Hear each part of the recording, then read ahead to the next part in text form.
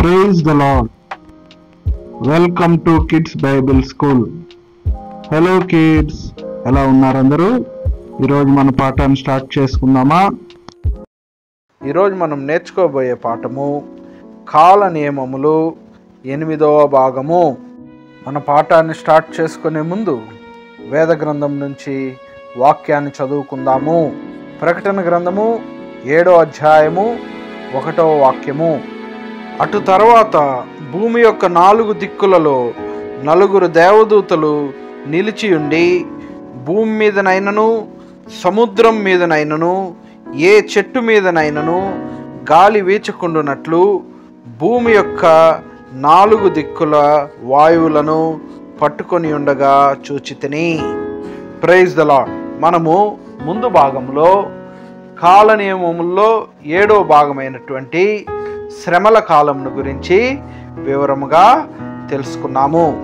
ఈ శ్రమల కాలములో క్రీస్తు విరోధి అతడు నియమించిన ముద్రని కానీ అతని ప్రతిమకు కానీ ఎవరైతే మ్రొక్కరో, ఆ ముద్రను ఎవరైతే వేయించుకోరో వారిని బహుగా శ్రమ పెట్టునని, వారిని హతమార్చగా వారు హతసాక్షులుగా మరణిస్తారని, అలాగే ఆ 3.5 సంవత్సరాల కాలం ముగిసిన తర్వాత క్రీస్తు కొరకు హతసాక్షులుగా మరణించిన వారిని ప్రభువైన యేసుక్రీస్తు తిరిగి వచ్చి వారిని చేర్చుకుంటాడన్న విశేషాలన్నింటినీ మనము ముందు భాగంలో వివరముగా తెలుసుకున్నాము.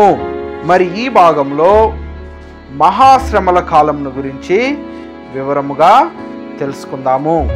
ఎప్పుడైతే శ్రమల కాలము అంతములో ఆ 3.5 సంవత్సరాలు ముగుస్తాయో ప్రభువైన యేసుక్రీస్తు భూమి మీదకు వచ్చి అతని కొరకు హతసాక్షులుగా మరణించిన వారిని పోగు చేసి తిరిగి పరలోక రాజ్యానికి తీసుకుని వెళ్తాడు అనే విశేషాలను మనము ముందు భాగంలో తెలుసుకున్నాము. అలాగే ఈ 3.5 సంవత్సరాల కాలము అంతములో క్రీస్తు విరోధి ఏం చేస్తాడు అంటే యూదులను మోసపరిచి దేవాలయంలోకి వెళ్ళి బలులు అర్పించుట మాన్పివేసి అతడే క్రీస్తని, అతడే మెస్సయా అని వాళ్ళకి కనపరుచుకుంటాడు. ఎప్పుడైతే ఈ అంత్యక్రీస్తు అనగా ఈ క్రీస్తు విరోధి దేవాలయమును అపవిత్రపరుస్తాడో అది చూచినటువంటి యూదులు అతనితో చేసుకున్నటువంటి నిబంధనను వారు రద్దు చేసుకుంటారు. ఎప్పుడైతే ఈ క్రీస్తు విరోధిని యూదులు ఎదిరిస్తారో వారిని శ్రమ పెట్టుటకు అతడు ప్రారంభిస్తాడనమాట. మనం ముందుగా చెప్పుకున్న ప్రకారము శ్రమల కాలము అంతములో హతసాక్షులను పోగు చేసుకుంటకు ప్రభువైన యేసుక్రీస్తు మేఘారూఢుడై వస్తాడు.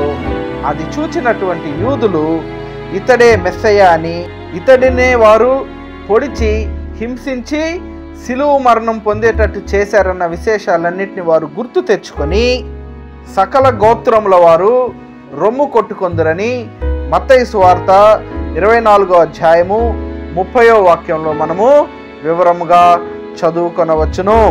జకరియా గ్రంథము 12వ అధ్యాయము 10వ వాక్యం చదువుకున్నట్లయితే ఆయన వారి మీద కరుణ నొందించు ఆత్మను, విజ్ఞాపన చేయు ఆత్మను కుమ్మరించును అని తేటగా వ్రాయబడి ఉన్నది. కాబట్టి అప్పుడు వారు ఆ మెస్సయ్య గురించి మహారోదనతో విజ్ఞాపన చేయ ఆరంభిస్తారన్నమాట. ఎప్పుడైతే ఈ క్రీస్తు విరోధి యూదులను హింసించుట ప్రారంభిస్తాడో పాత నిబంధన పరిశుద్ధుల్లో చావుని రుచి చూడకుండా ప్రభు యొద్ద చేర్చబడినటువంటి 2 పరిశుద్ధులు హానోకు మరియు ఏలియా, వారిరువురు మహాశ్రమల కాలంలో ఈ భూమి మీదకు వచ్చి యూదులకు పరిచర్య చేయని ఆరంభిస్తారనమాట. ఈ హానోకు ఏలియా యూదులకు పరిచర్య చేయుట క్రీస్తు విరోధి చూచి వారిని ఈ భూమి మీద హతమారుస్తాడు. క్రీస్తు విరోధి చేత చంపబడినటువంటి హానోకు ఏలియా తిరిగి దేవుని వలన సజీవులై పరలోక రాజ్యానికి చేర్చబడతారు. ఈ విషయాన్ని మనము ప్రకటన గ్రంథము 11వ అధ్యాయము 3వ వాక్యం నుంచి 12వ వాక్యం వరకు చదువుకున్నట్లయితే వివరముగా వ్రాయబడినది. ప్రకటన గ్రంథము 7వ అధ్యాయము 3వ వాక్యం నుంచి 8వ వాక్యం వరకు మనం చదువుకున్నట్లయితే దేవుని కొరకు 1,44,000 మంది యూదులు కాపాడబడతారని, కాపాడబట్ట కొరకే వారిని ముద్రించారని వివరముగా చదువుకొనవచ్చును. దేవుని యొక్క మహా ఉగ్రత ఈ మహాశ్రమల కాలంలో ఈ భూమి మీద కుమ్మరింపబడుతుందని, లోకము ఆరంభం మొదలుకొని ఇప్పటి వరకు కలగనటువంటి మహాశ్రమ ఆ కాలంలో కలుగుతుందని మత్తయి సువార్త 24వ అధ్యాయము 21వ వాక్యంలో వివరముగా వ్రాయబడినది. మహాశ్రమల కాలం యొక్క అంతమందు యేసుక్రీస్తు బహిరంగంగా వచ్చి అతని కొరకు ఈ 1,44,000 మంది కాపాడబడినటువంటి యూదులను తీసుకొని పరలోక రాజ్యానికి వెళ్తాడు. ఈ వాగ్దానము జకర్యా గ్రంథము 14వ అధ్యాయము 4వ వాక్యము మరియు 5వ వాక్యములో వ్రాయబడి ఉన్నది. అది ఆ దినమున నెరవేరుతుంది. యూదా పత్రిక 14 మరియు 15 వచనములు మనం చదివినట్లయితే ఈ విషయాన్ని కూడా అక్కడ తేటగా తెలియబరచబడినది. అలాగే ఈ మహాశ్రమల కాలము అంతమైన తర్వాత హెర్మగెద్దోన్ అనే ఒక ప్రదేశంలో ఒక గొప్ప యుద్ధము జరుగుతుంది. ప్రకటన గ్రంథము 16వ అధ్యాయము 15 మరియు 16 వాక్యములు చదివినట్లయితే, అలాగే 19వ అధ్యాయము 17వ వాక్యం నుంచి 21వ వాక్యం వరకు మనము చదువుకున్నట్లయితే ఈ హెర్మగెద్దోన్ అనే ప్రదేశంలో ఒక యుద్ధము జరుగుతుంది.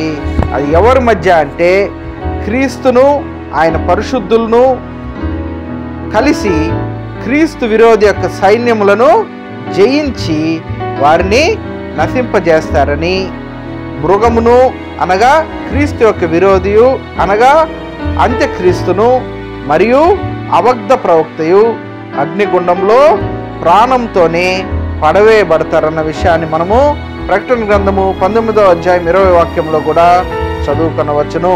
అలాగే సాతాను 1000 సంవత్సరముల వరకు బంధింపబడి అగాధంలో పడవేయబడిన విషయాన్ని మనము ప్రకటన గ్రంథము 20వ అధ్యాయము 1 మరియు 2 వచనములలో వివరంగా చదువుకొనవచ్చును.